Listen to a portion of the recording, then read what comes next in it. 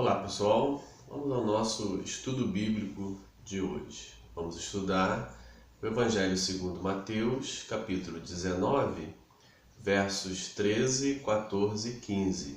Uma passagem bastante conhecida que trata de um encontro de Jesus com crianças. Crianças são trazidas a Jesus e abençoadas por ele. No entanto, há no texto muito mais do que um episódio em que Jesus recebe crianças que são trazidas. Há um ensino mais aprofundado na forma como, no reino de Deus, se trata crianças e aqueles que as crianças simbolizam. O contexto maior, que começa no capítulo 16, verso 21, regido por 3 anúncios da paixão, que mostra a caminhada de Jesus em direção à cruz. Num contexto menor, nós temos o capítulo 19, 20, que mostra a viagem de Jesus da Galileia para a Judéia, em direção a Jerusalém.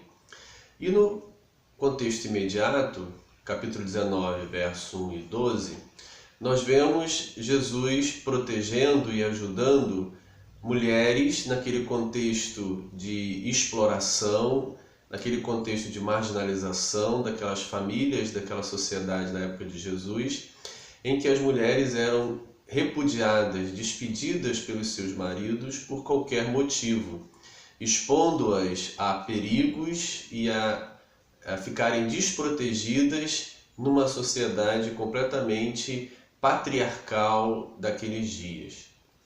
Jesus condena essa atitude na forma como as mulheres deveriam ser tratadas pelos homens.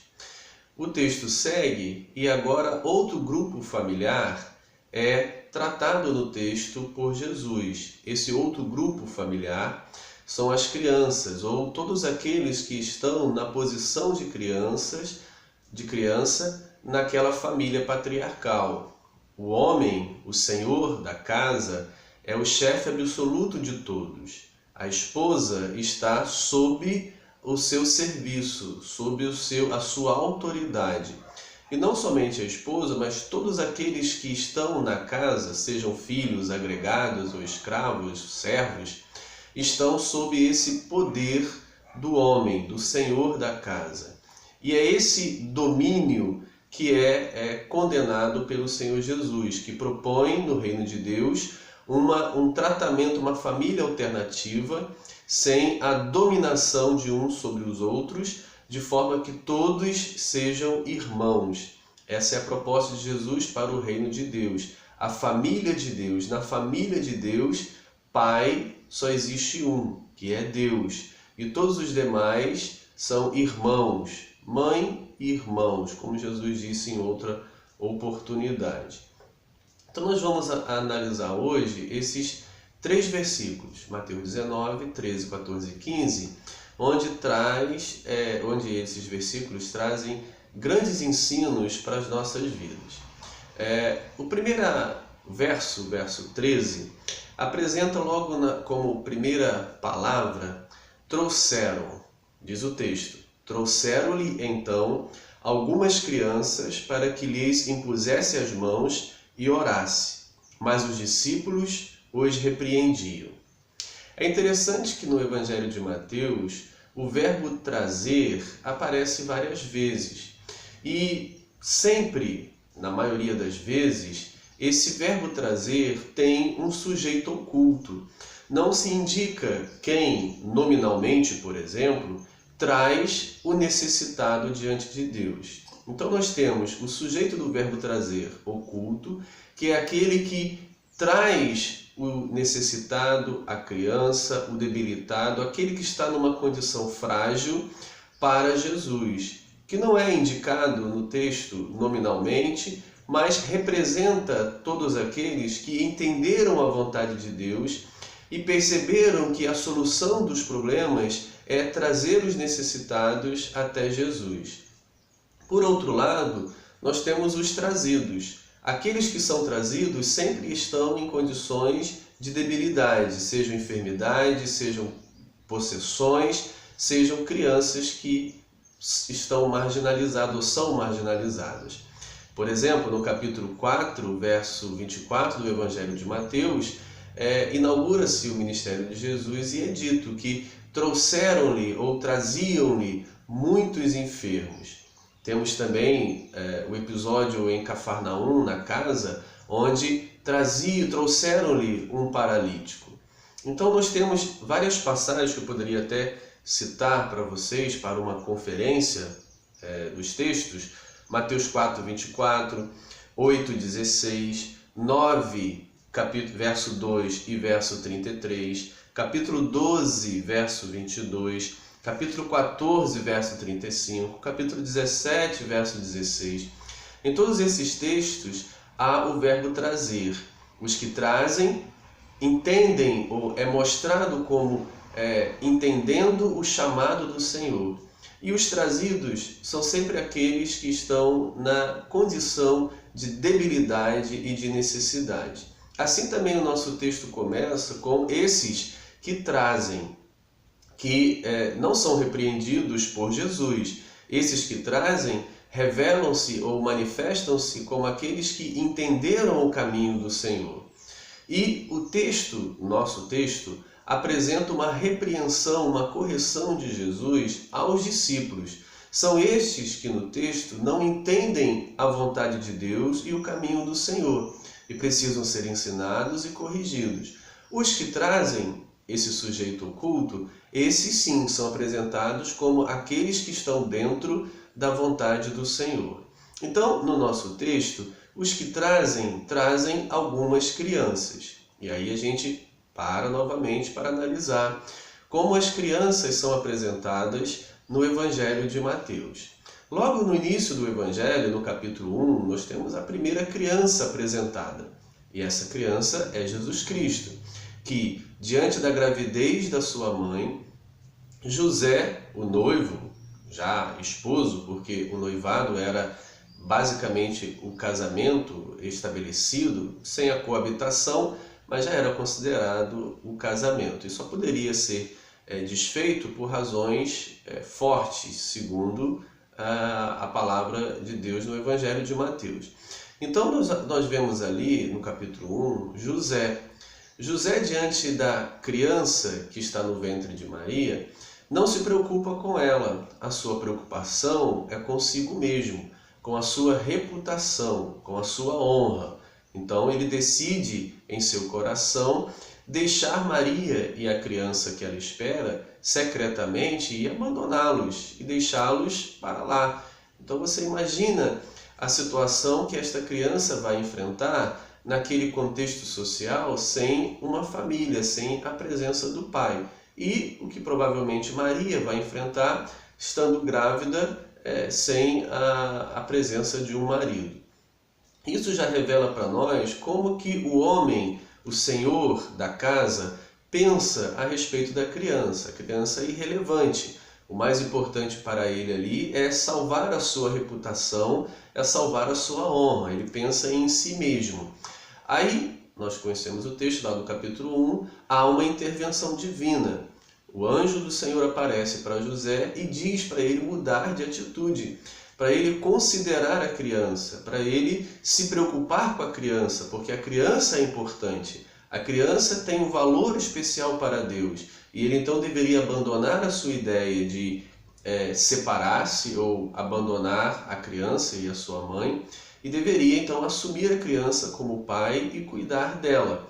Com isso a gente aprende como que aquela sociedade representada pelo homem José, o chefe, o senhor da casa, vê a criança e como Deus vê a criança. Mais adiante, no capítulo 2, nós temos mais um exemplo da forma como aquela sociedade via as crianças, agora na figura do rei Herodes, que diante de um problema, diante da ameaça do nascimento de uma criança, que entende-se ele que vai tomar o seu trono, tomar o seu lugar como rei, ele então ordena que as crianças de Belém, de 2 anos para baixo, sejam todas executadas. E aí a gente percebe como que o governo, as autoridades, o senhor Herodes, daquela região, daquele governo, como que ele vê a criança, ou seja, a criança é vista por aquele governo como insignificante, ele precisa resolver um problema. O problema é a criança é o problema dele é uma criança. No entanto, sem menores escrúpulos, ele ordena a matança de todas as crianças de Belém, machos, de 2 anos para baixo. Ou seja, isso revela a irrelevância da criança diante do rei. Para ele, são insignificantes. Mata-se sem pensar 2 vezes, para resolver um outro problema que ele tem. Então a gente já vai percebendo nos capítulos 1 e 2 de Mateus, como que a criança é vista, seja pelo pai, pelo senhor da casa, representado por José, seja pelo senhor do reino, seja pelo senhor da Palestina, ali, dos judeus, o Herodes, como que ele também vê a criança. No entanto, a gente percebe que esta criança, Jesus Cristo, recebe a graça de Deus, recebe o favor de Deus, recebe a intervenção de Deus. É salva do abandono por uma intervenção divina na vida de José e é salva da morte pela intervenção de Deus, avisando José para que esse fugisse daquelas terras e fosse para outro lugar. Então, Jesus como criança recebe a graça de Deus e um tratamento diferenciado do que as crianças recebiam naquela sociedade. Então, é natural que todos nós, quando recebemos a graça de Deus numa determinada circunstância, ficaremos sensíveis àqueles que passam pela mesma situação. E aí nós percebemos, então, à medida que vamos lendo o Evangelho de Mateus, como que Jesus vai tratar as crianças. Ele não vai tratar da mesma forma que o José pensava tratar ou que o rei Herodes tratou. Ele vai tratar com misericórdia e benevolência. E aí encontramos no capítulo 9 um pai desesperado que chega até Jesus suplicando por sua criança, por sua filha que está morrendo. E para Jesus a criança é importante, tanto que ele decide ir até a casa desse pai, chamado Jairo, e cura ou ressuscita a sua filha que está morrendo. No capítulo 15 nós temos agora uma mãe que aparece para Jesus dizendo: olha, minha filha, minha criança está endemoniada, está perdida, está em apuros, está em situação difícil. Então Jesus ordena que ela volte para casa porque a filha dela está curada, a criança dela está curada. Então a gente vai percebendo como que aqueles homens viam as crianças, como o rei via a criança e como Jesus vê a criança. Se a gente avança mais um pouquinho na leitura do Evangelho de Mateus, a gente chega no capítulo 18 e os primeiros versos, em que os discípulos discutem sobre quem é o maior, e Jesus chama uma criança e coloca no meio deles e diz: se vocês não se tornarem como esta criança, vocês não entrarão no reino de Deus. Então a gente percebe que o reino de Deus é formado, ou só pode ser formado, por pessoas que assumem a condição de crianças, que assumem uma postura simbólica da criança, que naquela sociedade era o dominado, aquele que não tem a pretensão de dominar como o pai, como o chefe da casa, mas sim é dominada na sua humildade, na sua dependência e na sua insignificância diante daquela sociedade. E para participar do reino de Deus não pode vir como um pai dominador, mas sim como uma criança humilde e submissa. Porque se não se tornar como uma criança ou semelhante a uma criança, não pode entrar no reino dos céus. Agora chegamos no capítulo 19, onde a criança é valorizada por Jesus em detrimento dos seus discípulos. Os discípulos, no texto nosso, 19, 13, 14 e 15, representam os homens daquela época, os senhores daquela época, o José, o Herodes e todos os outros que tratam as crianças como insignificantes, ou aqueles que são representados pelas crianças. E repreendem os que trazem. Não sabemos quem trazem, quem são os que trazem, mas sabemos que ao trazerem, estão sempre dentro da vontade de Deus aqueles que trazem as pessoas até Jesus. E os discípulos os repreendem. E aí a gente aprende que os discípulos representam aquela sociedade patriarcal que pensa em dominar e trata as crianças e aqueles que são representados pelas crianças como insignificantes. Se a gente continuar lendo mais na frente, no capítulo 21 e verso 15, Jesus entrando em Jerusalém, as crianças cantam e proclamam que ele é o rei, que ele é o bendito que vem em nome do Senhor. Os sacerdotes e escribas repreendem Jesus e diz para ele fazer calar essas crianças. E Jesus responde que é da boca das crianças, das criancinhas de peito, que sai o perfeito louvor. Então a gente percebe ao longo do Evangelho de Mateus qual é a visão de Jesus sobre as crianças e aqueles que as crianças representam. Quando a gente lê no Evangelho de Mateus sobre criança, não apenas precisamos considerar a criança literal, aquela que está sob a dominação do senhor da casa, do pai, que muitas vezes é espancada e humilhada para que ela seja imposto a ela submissão pela violência, muitas vezes. Mas também nós precisamos considerar que aqueles que as crianças literais representam, ou aqueles que são semelhantes naquela sociedade às crianças, como as próprias esposas estavam no mesmo nível dessas crianças. Os escravos, os servos e todos os agregados numa família patriarcal estavam numa mesma condição das crianças literais daqueles dias. Então, o texto trata como que as crianças, ou aqueles a quem as crianças representam, devem ser tratadas por Jesus ou devem ser tratadas no reino de Deus. Bem, então nós continuamos considerando o verso 13. Trouxeram-lhe então algumas crianças para que lhe impusesse as mãos e orassem.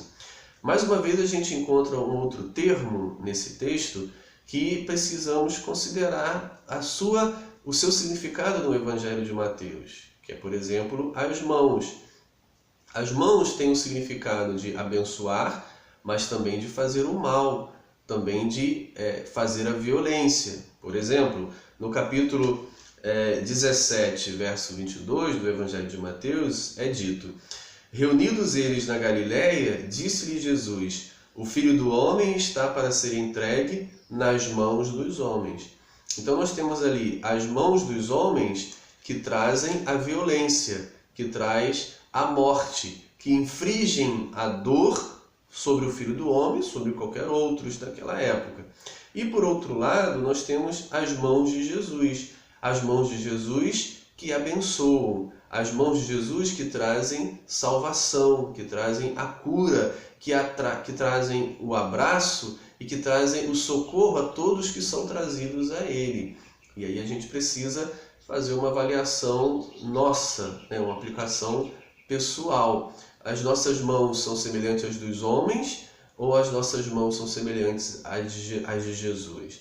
As nossas mãos trazem violência, sangue dos outros, ou as nossas mãos trazem bênção, paz, cura e sangue nosso? Não se esqueça que as mãos de Jesus ficaram ensanguentadas, mas não ficaram ensanguentadas do sangue dos outros, ficaram ensanguentadas do seu próprio sangue. E essa é a diferença entre as mãos dos homens e as mãos de Jesus. Nas mãos dos homens há sangue também, mas é sangue do outro, fruto da violência, fruto da tentativa de dominação.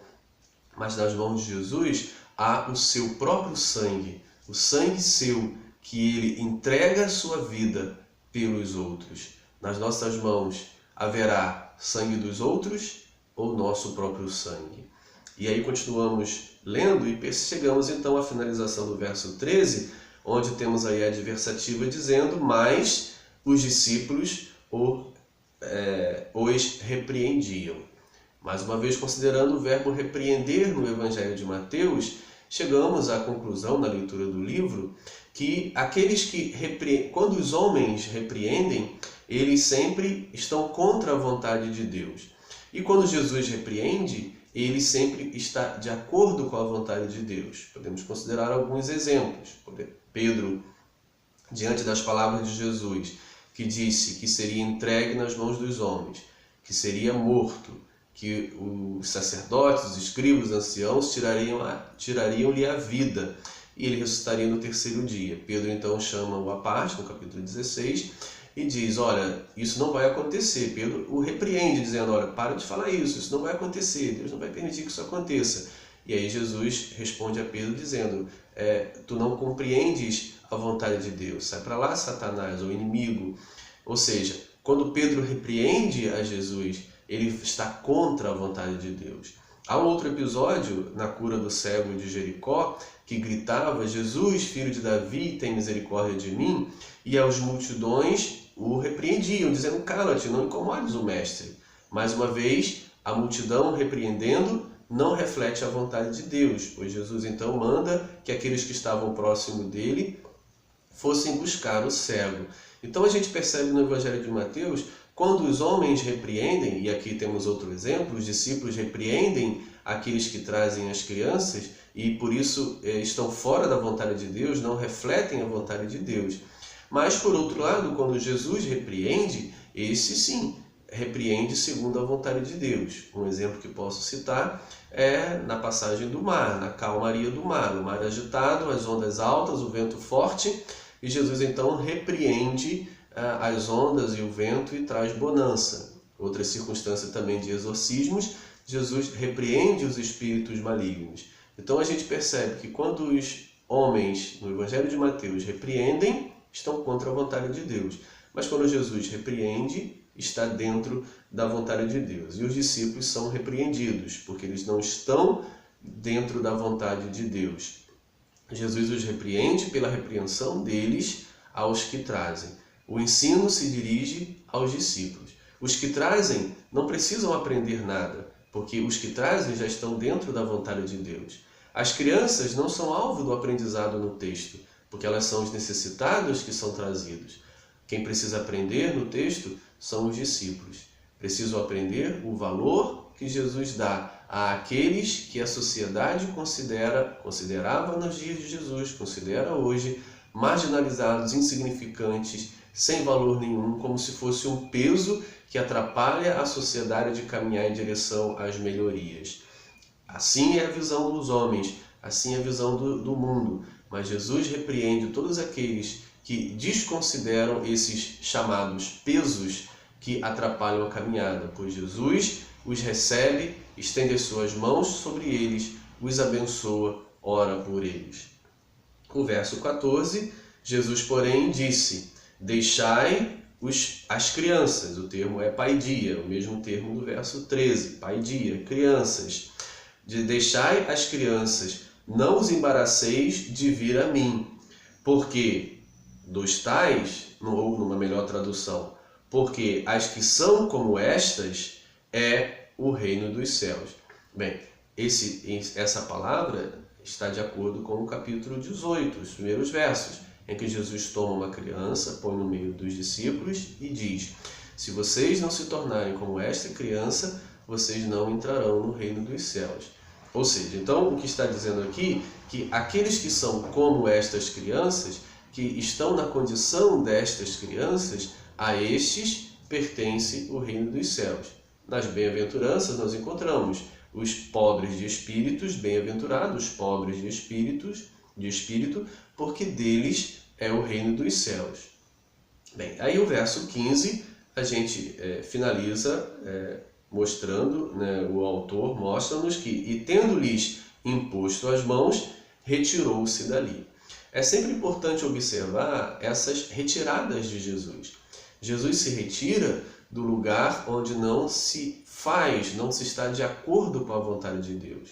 Jesus ensina, corrige, mostra o caminho, mas uma vez que no lugar há rejeição, ele se retira. Isso já aconteceu em outros momentos no Evangelho de Mateus, em que na sinagoga ele ensina, ele liberta, ele traz a mensagem divina e, no entanto, ao conspirarem-se contra ele para o matar, ele se retira dali. Assim vai acontecer todas as vezes que no lugar X não se está de acordo com a vontade de Deus, não se abre à vontade de Deus, à palavra de Deus, a viver a vontade de Deus, Jesus se retira. Jesus se retira dali, porque ali há um lugar de opressão às crianças e àqueles que as crianças representam. Que isso possa trazer bastante reflexão para nós, de que Jesus se retira. Jesus não está presente nos lugares onde as crianças ou aqueles que as crianças representam são repreendidos, isolados, marginalizados e impedidos de chegar até Jesus, impedidos de receberem a bênção, a imposição de suas mãos e a bênção do Senhor. Portanto, observe com clareza, será que estamos, como os discípulos, impedindo, repreendendo aqueles que na condição de crianças estão sendo trazidas até Ele? Será que nós estamos no lugar onde as crianças são, ou aqueles que elas representam? Volto sempre a repetir isso, porque a gente não pode ficar preso à literalidade da criança, da faixa etária da criança. Sim, a criança era marginalizada naquela época, naquela sociedade, mas também a criança representa todos aqueles que assim eram tratados naquela sociedade, principalmente, basicamente, pelos senhores da casa, pelo homem, pelo o macho que dominava a família e tratava todos, da esposa aos filhos, a todos os agregados, como servos, como escravos, sob a sua dominação, tendo o poder de vida e de morte, e executava esse poder na vida daqueles que eram insignificantes para ele e que só existiam para servi-lo e fazer a sua vontade. São essas crianças, representando todos aqueles nas mesmas condições, que precisamos considerar no texto. Assim, precisamos tomar cuidado em estar em lugares onde crianças e aqueles que se assemelham a elas são tratados da forma como os discípulos trataram aqui. Jesus se retira dali e vai se retirar de todos os lugares onde essas coisas que estão fora da sua vontade, do seu querer, acontecem. Um abraço.